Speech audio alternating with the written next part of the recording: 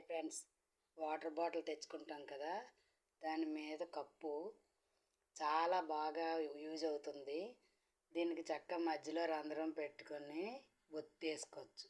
ఇంకా ఒత్తేసాను, వేసి దీన్ని వాటర్లో కొంచెం ఆయిల్ ఎక్కువ అక్కర్లేదు, ఒక్క స్పూన్ వేసుకున్నా సరిపోతుంది.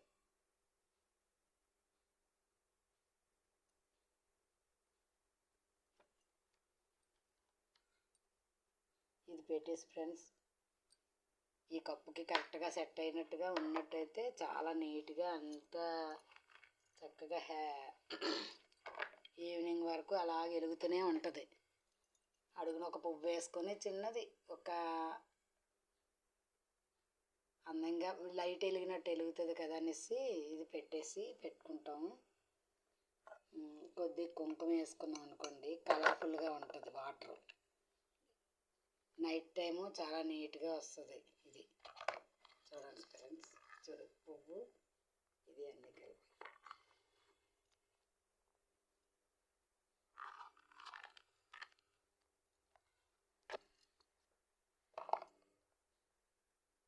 వీడియో బాగుంటే లైక్ అండ్ షేర్ చేయండి. మీకు నచ్చితే చూడండి, ఎవరైనా హెల్ప్ తీసుకోండి.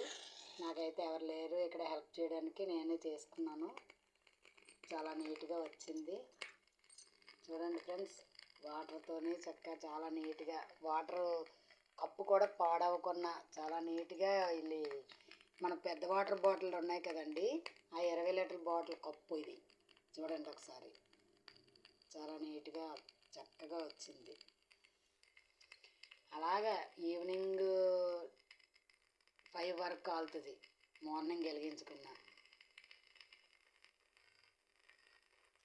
వాటర్ దీపం చాలా బాగుంది. కప్పు మాత్రం యూజ్ అవుతుంది చక్కగా. అలాగే అందరూ నూనెలో కలిసిపోద్ది, ఆయిల్ అని ఏం ప్రాబ్లం ఉండదు. అందులో వేసిన సాయంత్రం ఈవినింగ్ వరకు అలాగే మెలుకుమని వెలుగుతూ ఉంటుంది.